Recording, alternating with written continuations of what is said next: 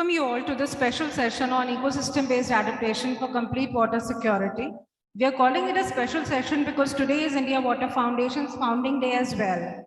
We have turned 14 today and we look forward to achieve many more milestones in the near future. I would introduce you to the moderator of the session. The moderator is Honorable Mr. Atul Bagai, the India Office Head for United Nations Environment Program. And now Mr. Bagai would introduce the other speakers, please, sir. Yeah, thank you very much for giving me and UNEP this opportunity. And before I start, I would like to congratulate India Water Foundation for their 14th anniversary, and what an opportune day to be having this special session also. And I would particularly like to congratulate and thank Dr. Arvind Kumar, who has been a beacon of light as far as water issues are concerned in India and globally also. And I'm very proud to be associated with not only this organization, but also with moderating this session and also associating us with the amazing work that is happening in this foundation. So welcome everyone, and we would be having a moderated discussion on a very, very important and critical issue, which becomes even more critical after the Glasgow Declaration and also the UN Decade of Ecosystem Restoration, which focuses on ecosystem-based adaptation. But linking it up with water security is an issue that certainly is so very important.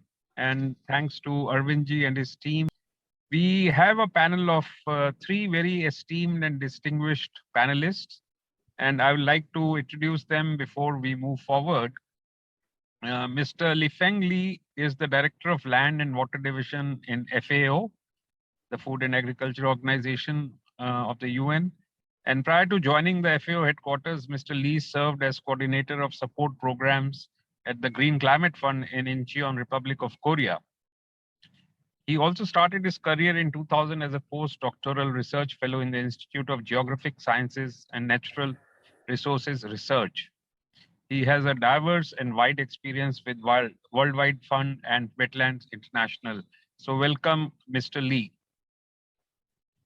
Our second panelist is Mr. Piyush Dogra, who is a senior environmental specialist at the World Bank. He has worked in areas of water resources and environment as an administrator and in a UN multilateral agency as an environmental specialist. Skilled in environmental awareness, risk assessment, and management of projects related to watersheds, irrigation, natural capital, nature-based ecosystems, and landscapes, Mr. Piyush Dogra brings in a whole lot of experience on the table today. And a final panelist, of course, is Dr. Arvind Kumar, the president and founder of the India Water Foundation and a very close friend. More than 26 years of experience in the sector. He's an author, water activist, specializing in ecosystem-based adaptation, water energy, food nexus, with specific emphasis on interlinkages between water, environment, and SDGs, which is so very critical. He has published over 400 plus research articles, and his latest publication with Elsevier on ecosystem-based adaptation is a very unique contribution that he has made to the water issues globally. I'll just spend about 5 minutes on why are we organizing this very, very critical issue webinar as part of the, as per how what United Nations defines it, is the capacity of a population to safeguard sustainable access to adequate quantities of acceptable quality water for sustaining not only livelihoods, but human well-being and socioeconomic development. Another very important part of the definition is the health aspect, which is of ensuring protection against waterborne pollution and water-related diseases, and for preserving ecosystems in a climate of peace and political stability. It's a very broad definition, but brings in almost all the SDGs in these 3 or 4 lines.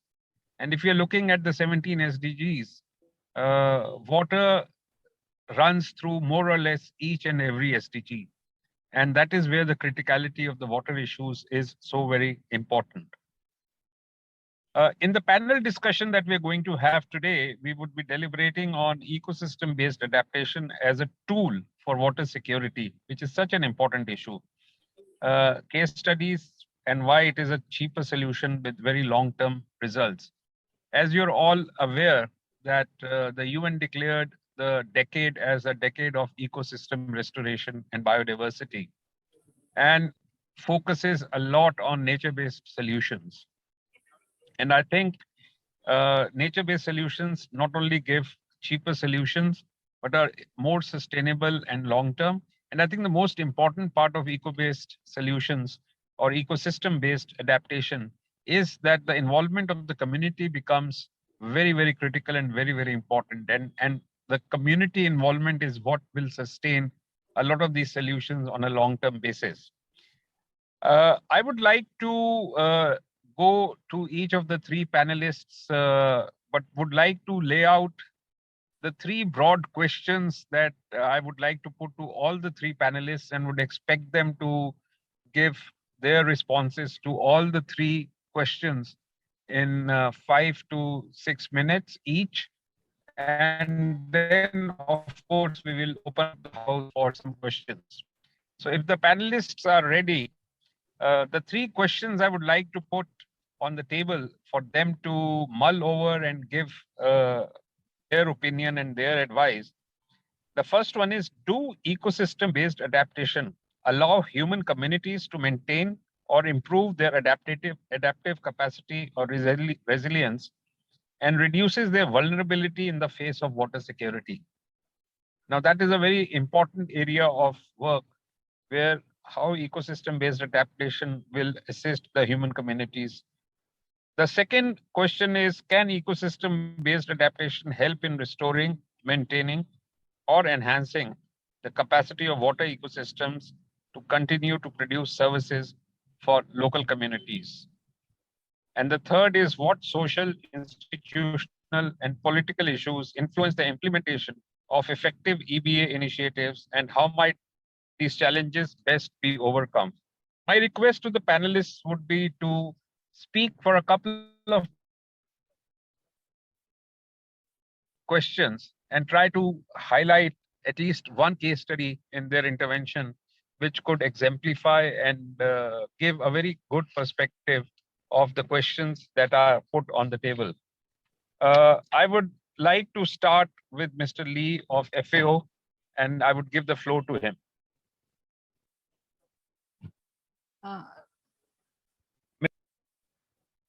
Thank you, Mr. Bagai. Let's start with Mr. Piyush Dogra first. Mr. Lee, okay, we will start with Mr. Piyush Dogra. Mr. Yes. Piyush Dogra, Yes. the floor is yours. Thank you, Atulji, and thanks to India Water platform, because this is their important day, and this is also a day to recognize that not only water security is important, but how that water security can be ensured using ecosystem-based approaches. I think that's a great theme which they have brought in, and Atulji has given a good laid out the essentiality behind that subject, and I'm great that I'm part of that discussion. So starting with first question, do ecosystem-based adaptation allow human communities to maintain or improve their adaptive capacity? Right, that is very important in the current context, because we talk about ecosystem services. When there is a scarcity of resources, and when it comes to water security, then we try to plan the whole system, where we also brought in the concept of ecosystem. Now, to understand that, first of all, it's very important to see that ecosystem-based adaptation is use of biodiversity and ecosystem services for an overall adaptation strategy to help people to adapt to adverse effects of climate change.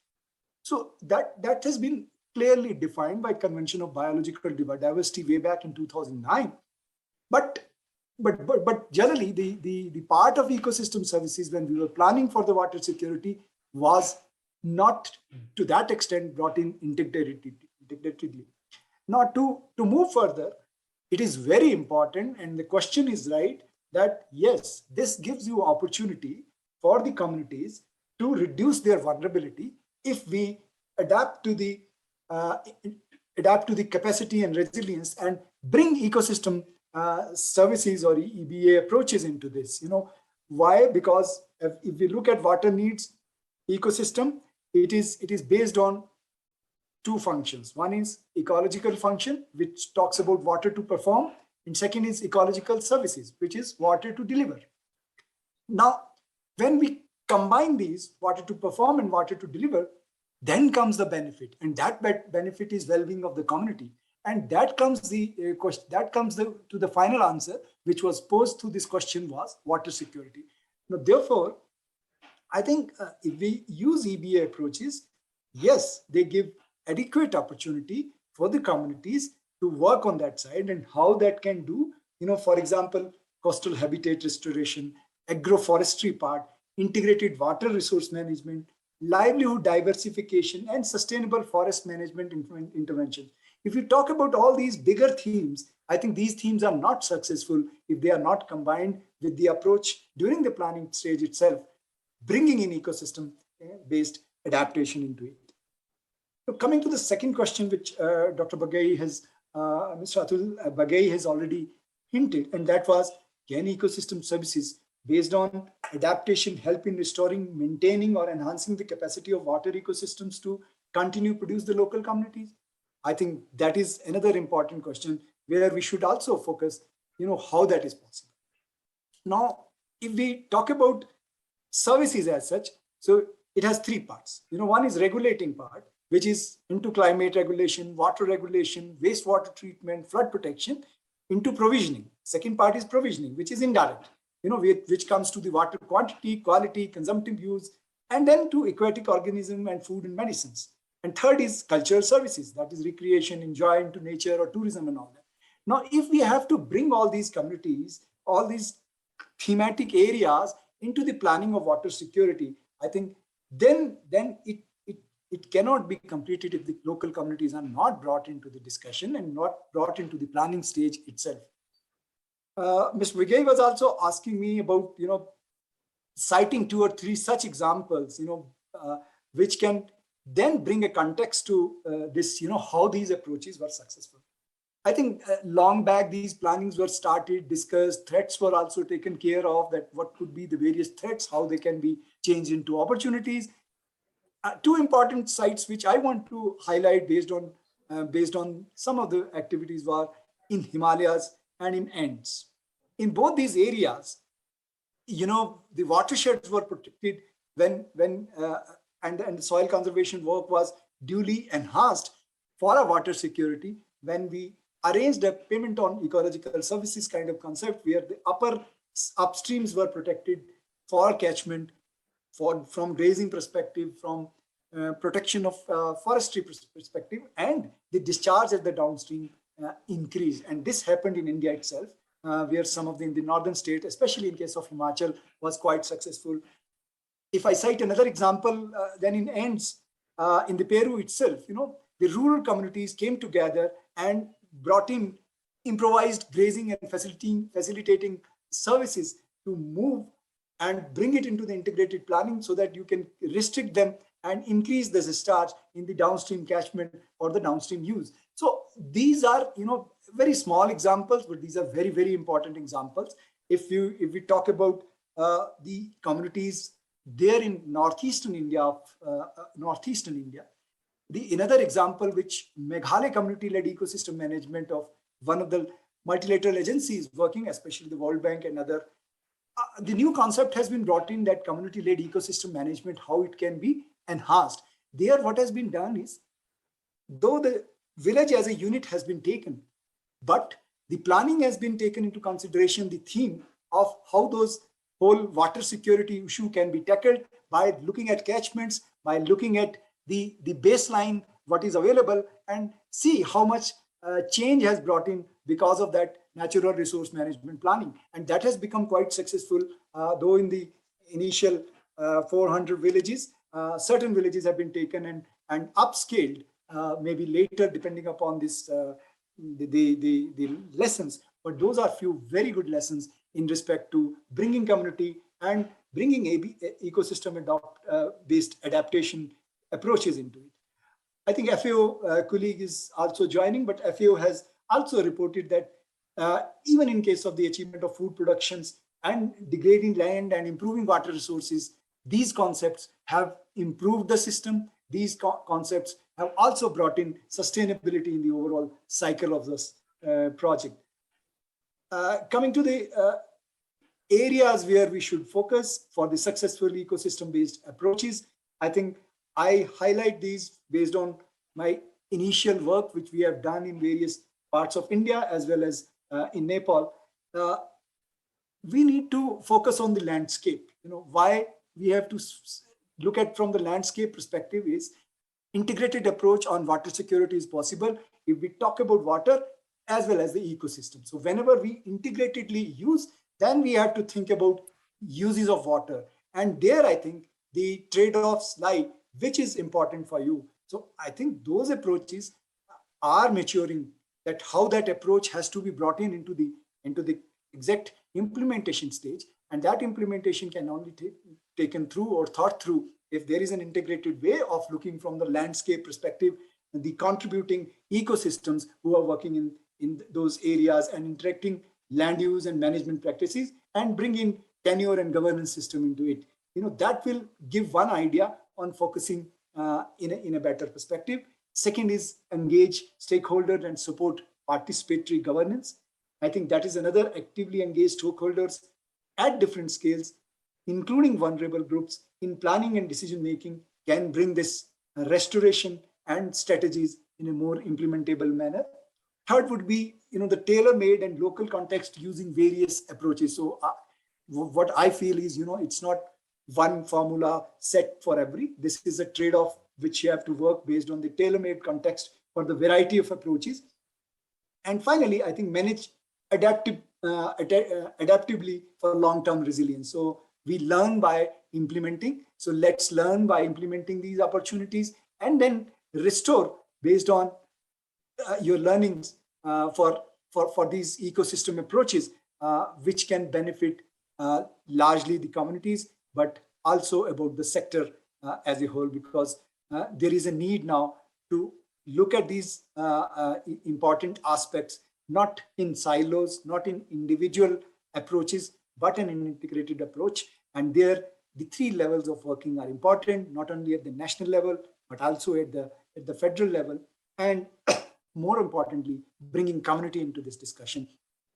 And there are successful examples, as I mentioned, but if we will start mainstreaming it through down to top approach, from bottom up approach, probably we have more chances of success in these approaches. I'll stop here, Atulji, over to you. Thank you, Piyushji, for highlighting some very, very key points, and especially the three examples you gave actually brought the whole theoretical structure into a paradigm and a narrative that is very transparent for even a common layman to understand how eco-based adaptation, ecosystem-based adaptation can be linked to water security. And I think these three examples which you mentioned are actually the models that can be used for not only, as you're saying, replicating them, but scaling them up, because that's one major challenge in the developing countries of how does one scale up the positive pilots or demonstrations that are being done. And that's where certainly the challenge is. And I think you highlighted the whole issue of the community involvement and the interconnectedness of various issues. And I think that is what is very important, and the interconnectedness of ecosystem-based adaptation and water security and forestry is something that needs to be understood. Probably the local communities understand it much better than the policymakers or the practitioners. And I think that local traditional knowledge is what needs to be tapped. So thanks for this. I would now move to, if Mr. Lee has arrived, I would like to move to Mr. Yes, Mr. Bagai, Lee. he has arrived. Okay. Welcome, Mr. Lee. And I had already talked about your background while I was introducing the panelists. And I hope you were able to hear the three questions. We would like to certainly hear from you on these three questions. And I think the most important part also is that FAO and UNEP are leading the UN Decade for Ecosystem Restoration, which is focusing a lot on ecosystem-based, nature-based solutions. If that perspective can be brought in with a couple of practical examples, that will be useful. Over to you, Mr. Lee. Thank you. Should I sit here or stand? Okay. Thank you very much. And it's a great pleasure to be joining you for this very important event. Probably I should stand here, then you can see me. Yeah, that's me. I think firstly, the restoration is urgently needed. And from the recent report launched by FAO, the state of the world land and water resources for agriculture, for food agriculture, we call it SOLAR report. It's clear that natural resources like land, water, and soil have been stretched to their limit to support the human need.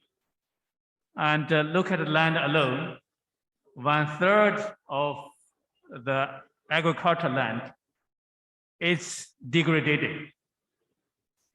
That means those land will not be able to continue to provide the same amount of food for us in the future if this continues. From the water perspective, we see the decline of the freshwater species in many places of the world. WWF, my former employer, used the Living Planet Index to measure the overall status of freshwater biodiversity. And since 1970, since I was born, the freshwater Living Planet Index has been declined about 84%. And we saw that examples in China, the Beiji, the Yangtze River dolphin disappeared. We also see the challenging to save the Ganga dolphin in the India. And we see many similar examples. So we're really, it's urgent that we take care of those natural resources so they could take care of us. They could take care of us by providing food, providing water, providing many other ecosystem functions. That's the urgency. Certainly, I welcome the solutions that's ecosystem-based approach, ecosystem-based adaptation approach, restoration approach. That's included in your book. Congratulations. And certainly we look forward to such kinds of examples, knowledge that could be shared not only within India, but widely through the Water Forum, widely with many other countries. That's the world is hunger for such kinds of examples and best practice. I really congratulate you for such a great publication. Thirdly, as you mentioned, that under the UN Decade for Ecosystem Restoration, FAO and UNEP are jointly lead this decade.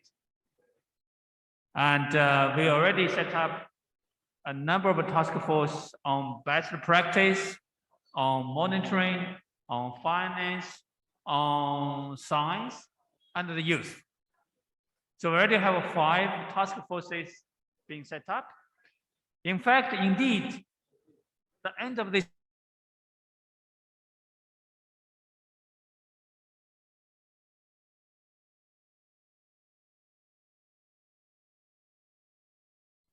Can't hear you, Mr. Lee. I think your voice or there's some audio system problem.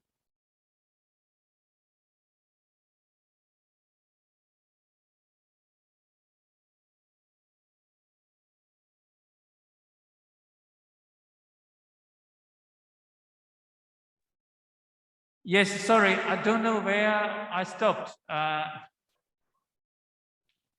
You stopped about a minute back. I don't think we were able to hear you. You were talking about the task force set up, the 5 task force set up under Yeah, the. we already have 5 task forces and the UN decade for ecosystem restoration. 5 task forces from the best practice, like introducing your book, to the science, to the finance, to the monitoring, and also the youth. Certainly, we need to engage the new generations, the new leadership in ecosystem restoration. In addition to that, we also launched the process to invite the nomination of restoration flagship project ideas. And the deadline is the end of this month. So if you don't know that information, please do log on to the website of FAO and find the nomination forms, and then be able to submit your nomination if you've got a great idea, great initiative. So I think that's probably briefly, three points that I could contribute at this stage. And again, congratulations to your publication, and look forward to continue to engage with you in the future.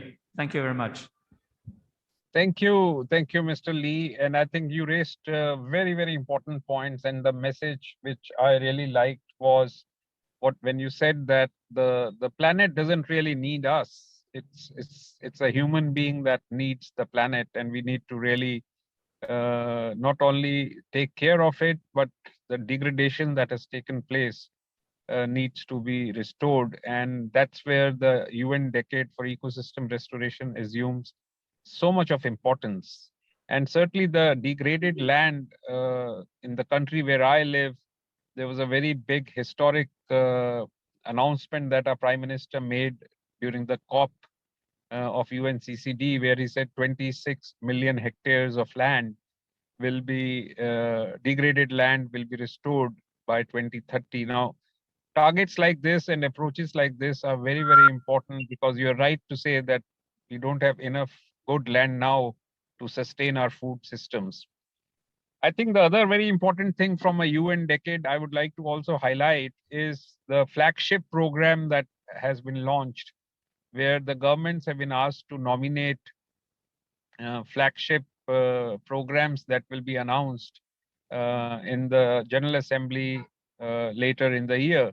And all the governments are looking at finding real game-changing flagship programs. And I would be very happy that if, with the help of the India Water Foundation and also the Global Forum, that finally I will, we are running short of time also, I will switch over to the third panelist, Dr. Arvind Kumar, and pose the 3 questions to him. And also, with the vast experience he has on working on the ground in India, in various states, I would certainly like to request him to highlight 1 or 2 very key projects or key initiatives in India where he has been involved, to really explain, not from a theoretical aspect, but from a real on-the-ground practical project aspect, what does ecosystem-based adaptation for complete water security mean when it gets translated into action and for the benefit of the communities. Over to you, Dr. Arvind. Good afternoon, everyone. Dear Mr. Bagai and my co-panelist. At the outset, I congratulate the team of India Water Foundation, its partners, and the well-wishers on the Foundation Day. Today, we have turned 14 and look forward to achieve many more milestones in the near future. My latest book with Elsewhere publication is on the ecosystem-based adaptation. I have discussed in detail how EBA approach addresses water insecurity, food insecurity, biodiversity loss, climate change problem, carbon sequestration creates livelihoods. EBA approach can help communities adapt to water insecurity to improve the efficiency of water use and management. For example, through agroforestry, conservation, farming, small holder farmers who are extremely vulnerable to water insecurity in the face of climate change can especially benefit from the low implementation cost of these nature-based approaches, communities need to be enabled to identify conservation farming as a priority coping strategy to help them adapt to drought and rainfall variability, reduce food and drought risk, control erosion by regulating and controlling water flows during peak season and by the recharging aquifers. It addresses water insecurity and provides additional development benefits, including carbon sequestration, biodiversity conservation, and important goods such as wild fish, fuel, non-timber forest products, in the particular the protection and strengthening of ecosystems such as forest and the wetland, which are critical to conserving freshwater terrestrial biodiversity. The approach not only improves the water security, but also contributes to the economic sector that depend on the water, such as fisheries, pisciculture, livestock, hydropower generation, and agriculture. We found this solution to be more cost effective and have a positive landscape impact than conventional adaptation interventions, such as the construction of infrastructure. These infrastructure options are often expensive and single purpose, usually addressing one aspect of water insecurity. The second question, answer to the second question, is investing in natural infrastructure reduce cost and enhance water services and security. Extreme weather events such as heavy rains, drought, high temperature, flooding, etc., in the most effective ways to limit risk to an accepted and agreed level, informed by the best scientific evidence, along with the quick action on the adaptation and mitigation to ward off these risks. Measures to restore the natural drainage system and increase water ground storage, including preservation of wetlands and lakes, wetland-wise approach, and also the construction of artificial wetlands as well, basin management, ponds, especially in remendering, could enumerate the positive services and contribute to improve groundwater recharge and groundwater quality. For example, restoring the hydrological function of lake watershed and with vegetation, closure of surface quarrying and mining operations lead to water quality restoration. The watershed restoration activities assisting natural regeneration of forest, as well as the protection of riparian habitat. These applications should make the best use of technological intervention and opportunities for harvesting and recycling rainwater for domestic water supply, irrigation, fish farming, and other productive livelihood generation purposes. Having said, I would say the local traditional knowledge also need to be valued more. It should be basis for all the relevant initiatives and the regulations. Costs are going, however, with adaptation measures such as reforestation, requiring follow-ups, and an awareness and education program should be started accordingly. Increasing livelihood opportunities in rural areas as a sustainable basis, such as greater and regular access to water, enhanced capabilities of indigenous household to select appropriate livelihood opportunities, ensure sustainable income and greater water and food security. Now come to the third question, answer to the third question. People should realize that water is a finite resource and there will come a time when it stops. Its current use level are maintained. There is always resistance from the people engaged in unsustainable practices because of change, affect their livelihoods and source of income. So better awareness raising and planning is needed. The technical and financial capabilities of the local institution need to be strengthened. The community organizations should be grow because of more people are involved. Yeah, they more get trained. A Semblance of convergence need to be set in motion between different departments of government, communities, and other actors in the sector in managing water resource. Moreover, more design plans should be customized as per the contemporary needs, must emphasize as an integrated approach incorporating transversal shift, interlinking vertical linkages between water, food, energy nexus with weight against the efficiency, effectiveness, and equality. Indicators like health, education, agriculture, gender, etc. should be also considered. The water policies and the laws should be designed to promote integrated development, and EVA should be mainstreamed in the programs and policies in the accent at a national and provincial level. Because in India, water is a state subject. If I take the example of northeastern state of Meghalaya as an implementing partner, we also with Mr. Ivan Swear, and the success story he will tell after my completion of my answer.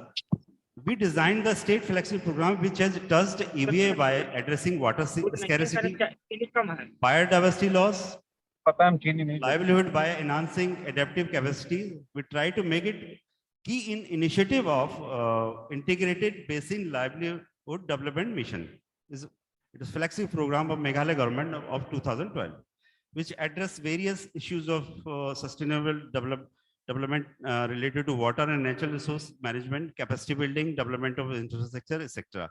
With climate change perspective, working with the communities and government, the project supported integration of ecosystem resilience into the land use and water resource planning and management at the landscape level. It supported evidence-based decision-making through improved different land uses. The project also assisted community action to implement EBA principles and practice for the long-term sustenance of the livelihood. So I invite Mr. Ivan Swear to speak something about the success story in Meghalaya. Mr. Swear. Before inviting Mr. Swear, I would ask Mr. Bagai if there are any questions for Mr. Lee, because he has another engagement and he has to hurry there. So if you can, No, I can't see any questions in the chat. If they've been raised, but I think he really outlined the perspective very well. If any other panelist has any questions, I don't have. Any questions from the audience who are sitting there? No? Thank you. We thank you, Mr. Lee. Our gratitude to you for joining us today as a panelist, and looking forward to many more collaborations. Thank you. Thank you, Mr. Lee. Thanks a lot. Now, Mr. Bagai, should I invite Mr. Ibanswar for a small...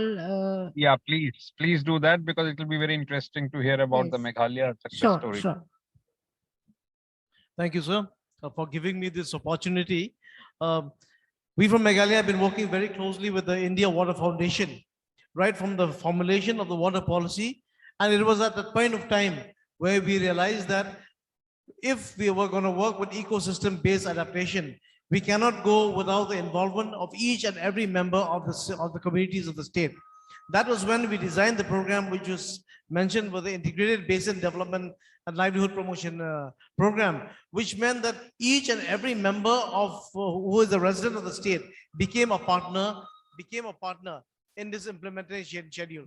So over the years, we have developed various mechanisms, and one of the most important mechanisms we realize is that unless and until we have institutional buildings, institutions which can support the communities in the ecosystem-based adaptation, it is only then that we can progress. So over the years, we have been able to develop ourselves in the 4 pillars. That is in the pillar of natural resource management, on knowledge management, on enterprise development, and good governance. Over these 4 pillars, we have been able to develop a system by which we've been able to attract various international agencies who have now come forward to help us. The presence of Mr. Piyush Dogra, one of my very close friend here, whom we had seeded this program during one of the visits in the water, looking at the yellow river basin in China at that time when they had seeded this thought, which is an example of how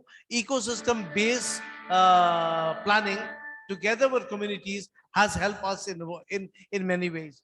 Lastly, sir, I want to say that now we are working towards a new step by which communities who have actually benefited and done a great job in protecting their ecosystems will be benefited through various systems which we are putting into place. We look forward to working more and more with the World Water Council, with the World Bank, and with many partners we have met here today to ensure that eco-based system adaptation of our natural resources will become one of the successful programs that we can showcase on. Thank you. Thank you. And I think you've highlighted a very practical example, which is now being considered in India as a best practice. And I must congratulate the state government of Meghalaya, the community there, and of course, the Indian Water Foundation and Dr. Arvind Kumar and his team, who have done a phenomenal work with the Meghalaya model. And I think that's a model that really needs to be replicated all over the country, wherever these issues are there. I'll open the house for any questions from the three panelists, two panelists now, since Mr. Lee has left. If there are no questions, then I think, Dr. Arvind, we can close the session today. Yes, sure, sir. Any questions from the audience? Yes, sir. You can please close. Yes. Thank you. Okay, I'll just summarize one or two key messages that have come from today's panelists who have given a breadth of experience on and expertise on this issue. So there's no denying the fact that ecosystem-based adaptation practices are critical for water security. The message of bringing in good policy, which Dr. Arvind Kumar highlighted, is the basis of any good practice that can be brought about, and policy from a state perspective is a very important contribution they can make to the benefit of the local communities. The third message certainly is that local communities need to be totally involved in any of the water security issues that impact upon them, that impinge upon them. And we cannot ignore the involvement and the wisdom and the traditional knowledge that Dr. Arvind Kumar mentioned of the local communities in finding solutions to the local problems relating to water. And eco-based systems, ecosystem-based systems, and also the nature-based solutions are really very critical. They're not only cheap, but they're more sustainable over the long term and readily available and readily adaptable to the local situation, which we should be focusing on. Ultimately, finally, I would again like to thank Dr. Arvind Kumar for organizing this webinar and giving UNEP and me an opportunity to be part of it. Again, I would like to congratulate India Water Foundation on turning 14 today. They're still in the teens. That means they have a long way ahead of them to do much more work, much more robust work in the coming years. And my best wishes to India Water Foundation and to Dr. Arvind Kumar and his team for reaching much bigger milestones in the future. Thank you. Thank you so much, Dr. Bagai, for being a perfect moderator, as always you have been. Thank you, Mr. Piyush Dogra, for taking out your time and speaking on this special session. And I also thank the team from Meghalaya and team from WAPCOS for joining us here at this WWC Pavilion for this special session of ours. And as Mr. Bagai rightly said, we have a long way to go and we have more to learn. And we look forward to more future collaborations with all our speakers. Thank you so much. Thank you.